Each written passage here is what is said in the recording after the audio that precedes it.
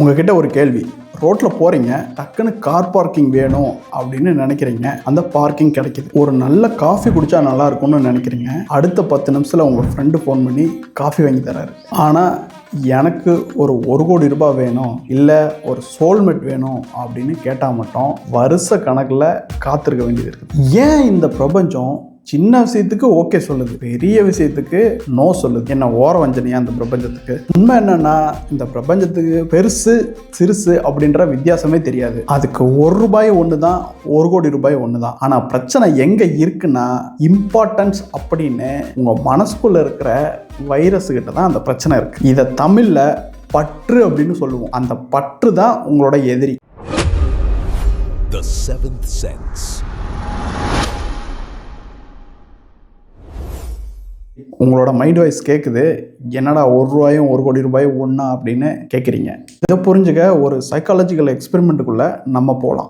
இந்த மாதிரி இந்த மரப்பலகையில் நடக்கிற மாதிரி கற்பனை பண்ணிக்கோங்க. இந்த பலகையில் உங்களை நடந்து போக சொன்னால் நீங்கள் நடந்து போவீங்களா இல்லையா? நான் மிகவும் மகிழ்ச்சியாக இருக்கிறேன். இந்த பலகையில் நடப்பது எனக்கு மிகவும் எளிது. நாங்கள் புயல் காற்றுலேயே பொறி சாப்பிட்றவங்க இதில் நடக்க மாட்டோமா அப்படின்னு ஜாலியாக நடந்து போவீங்க. ஆனால் இதே பலகையை கொண்டு போய் அப்படியே தூக்கிட்டு போயிட்டு 50 மாடி கட்டடத்துக்கு நடுவில், 50 மாடி கட்டடத்துக்கு நடுவில் ஒரு பாலம் மாதிரி போட்டுட்டு இதில் நடந்து போக சொன்னால் நீங்கள் நடந்து போவீங்களா? மாட்டேன். ஐயோ, என்னால் முடியாது.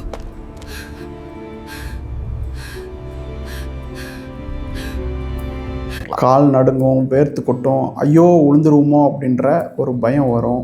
ஒரு அடி கூட எடுத்து வைக்க முடியாது இல்லையா? நல்லா யோசிச்சு சொல்லுங்கள். பலகையும் அதே தான்.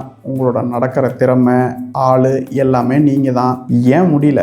நிலத்தில் இருக்கும்போது 0 அட்டாச்மெண்ட். அதே மேலே 50 அடுக்கு மாடிக்கு நடுவில் கொண்டு போய் வைக்கும்போது உங்களுக்கு அட்டாச்மெண்ட் வந்துடுது.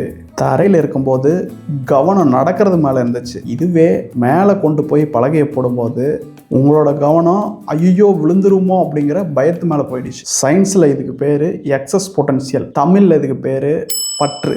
நிறைய பேர் ஆசை வேற பற்று வேற அப்படின்னு தெரியாமையே குழம்பிட்டு இருக்காங்க. எனக்கு கார் வேணும், வீடு வேணும், வேலை வேணும் அப்படின்றதெல்லாம் ஒரு ஆசை, தேவை அப்படின்னு கூட வச்சுக்கலாம். ஆனால் அது இருந்தால் தான் நான் நிம்மதியாக இருப்பேன், நான் சந்தோஷமாக இருப்பேன். அது இல்லைன்னா என் வாழ்க்கையே இல்லை அப்படின்ற லெவலுக்கு நீங்கள் அதீத பேராசையோட ஆசையோடு இருந்தீங்கன்னா அதுக்கு பேர் தான் பற்று. எப்போ நீங்கள் ஒரு பொருள் மேலேயோ நபர் மேலேயோ அதீத பற்று வைக்கிறீங்களோ அப்போ தான் உங்களுக்கு அந்த மரப்பலகையில் நிற்கும் போது நடுக்கம் வந்தது இல்லையா, அந்த மாதிரி நடுக்கம் வருது. திருவள்ளுவர் அன்னைக்கே இதை பற்றி பெருசளவில் வார்னிங் கொடுத்துருக்காரு.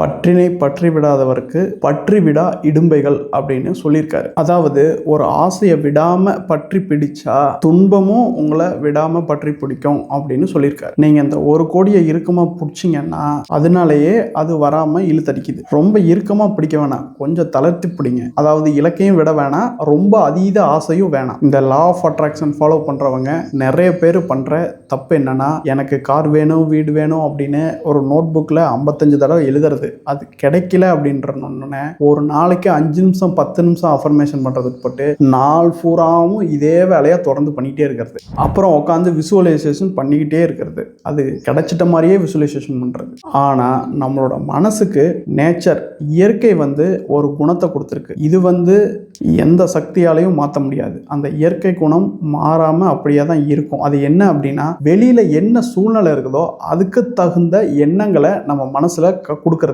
நீங்கள் கண்ணை மூடி விசுவலைசேஷன் பண்ணுறப்போ அங்கே காரு, புது வீடு எல்லாம் இருந்தது. அப்போ மனசு ரொம்ப சந்தோஷமாக இருந்துச்சு, மகிழ்ச்சியாக இருந்துச்சு. ஆனால் அதுவே நீங்கள் கண்ணை திறந்து ரியாலிட்டியில் பார்க்கும்போது அங்கே கார் இல்லை அப்படிங்கிறது அந்த பற்றாக்குறைய உணர்வை மனசும் காட்டும். நீங்கள் கண்ணை திறந்து பார்க்கும்போது ரியல் லைஃப்பில் அங்கே கார் இருக்காது, வீடு இருக்காது, ஒன்றுமே இருக்காது. மனசோட இயற்கை குணம் என்ன? இருக்கிற சூழ்நிலைக்கு தகுந்த மாதிரி உணர்வை உருவாக்குறது.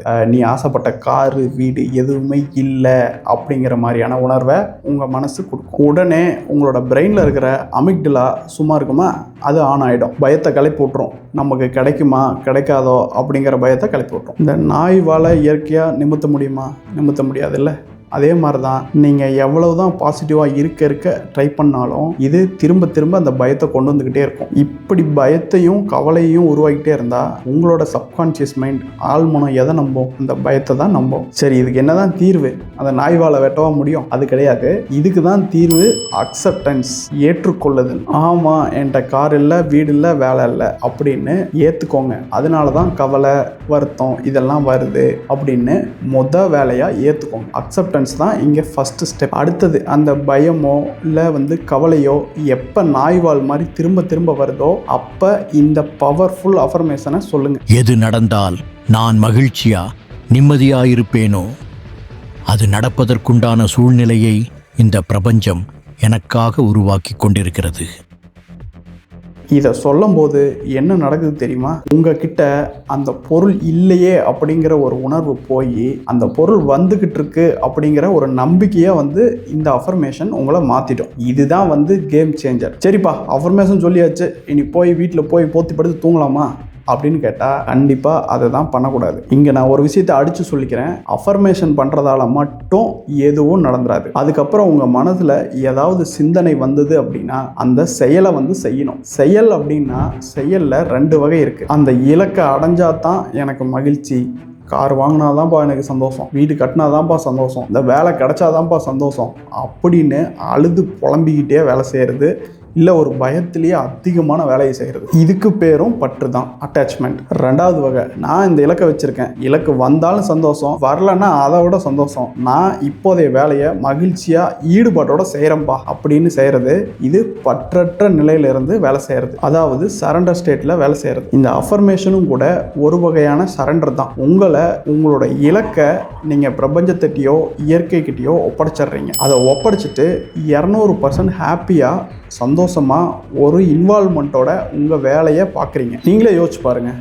ஒரு நாளைக்கு 8 மணி நேரம் வேலை செய்கிறீங்களா? 8 to 12 மணி நேரம் வேலை செய்கிறீங்க. அந்த 8 to 12 மணி நேரம் செய்கிற வேலையில் நீங்கள் ஒரு அழுதுகிட்டு புலம்பிக்கிட்டு, ஐயோ நமக்கு இது வந்தால் தாண்டா நிம்மதி, ஏன்டா அப்படி இருக்குது அப்படின்னு புலம்பிக்கிட்டு வேலை செஞ்சீங்க அப்படின்னா அந்த டோட்டல் 24 மணி நேரத்தில் 8 மணி நேரம் 12 மணி நேரம் ஒரு நெகட்டிவ் சிக்னலை தானே பிரபஞ்சத்துக்கு அனுப்புறீங்க. இதுவே ஹாப்பியாக செஞ்சீங்க அப்படின்னா பாசிட்டிவ் சிக்னல் போகும்ல. ஸோ இதுதான் லாஜிக். நீங்கள் உங்களோட இலக்கை பிரபஞ்சத்துக்கிட்டையோ இயற்கைக்கிட்டையோ இறைவன்கிட்டையோ சரண்டர் பண்ணிவிட்டு உங்களோட வேலையை முழு இன்வால்மெண்ட்டோட ஈடுபாட்டோட ஹாப்பியாக பார்க்க தொடங்குங்க. இப்போ பார்க்குற வேலையில் இலக்கை அடைய முடியாது அப்படின்னா உங்களோட புது திறமையை தேட தொடங்குங்க. உங்களோட புது வாய்ப்புகளை தேட தொடங்குங்க. உங்களோட திறமையை பல மடங்கு உயர்த்திக்க என்ன பண்ணணும் அப்படின்ட்டு அதை பண்ண ஸ்டார்ட் பண்ணுங்க. ஏன்னா நீங்கள் வாயால் சொல்கிற அஃபர்மேஷனை விட நீங்கள் திறமையை வளர்த்துக்கிறது தான் 100% பவர்ஃபுல். அது என்ன திறமையை வளர்த்துக்கணும், என்ன ஃபீல்டு, என்ன தொழில் அப்படின்னு உங்களுக்கு தானாக ஒரு தாட் வழியாக உங்களுக்கு சொல்லணும். அதுக்கு இந்த அஃபர்மேஷன் உதவும். புரிஞ்சுதுங்களா? அஃபர்மேஷனை விட ஸ்கில்லை வளர்த்துக்கிறது தான் முக்கியம். அது என்ன ஸ்கில், என்ன டைரக்ஷனில் நீங்கள் போகணும் அப்படிங்கிற டைரக்ஷனை கொடுக்கறது உங்களோட எண்ணம் தான் கொடுக்கும். அதுக்கு இந்த அஃபர்மேஷன் அப்படின்றது பெரிய வகையில் உதவியாக இருக்கும். மண்ணுக்குள்ளே ஒரு விதையை விதைச்சிட்டா தண்ணி ஊற்றுறது மட்டும்தான் உங்கள் வேலை. தினமும் அது முளைச்சிருக்கா முளைக்கலையான்னு மண்ணை பரண்டி பார்த்துக்கிட்டு இருக்கக்கூடாது. அப்புறம் அது செத்து போயிடும். மண்ணுக்கு வெளியில் விதையை எப்போ முளைச்சி அனுப்பணும் அப்படிங்கிறது மண்ணுக்கு தெரியும், அந்த இயற்கைக்கு தெரியும். அது வரைக்கும் டிஸ்டர்ப் பண்ணாமல் உங்கள் வேலையை பாருங்கள். உங்களோட ஸ்கில்லை வளர்த்துக்கிறதுல கவனம் செலுத்துங்க. கடைசியாக ஒன்று சொல்கிறேன், இந்த லா ஆஃப் அட்ராக்ஷன் ஃபாலோ பண்ணுறவங்களோட கஷ்டம் கண்டிப்பாக எனக்கும் தெரியும். வெளியில் சொல்லவும் முடியாமல் உள்ளேயே புழுங்கி தவிப்பீங்க.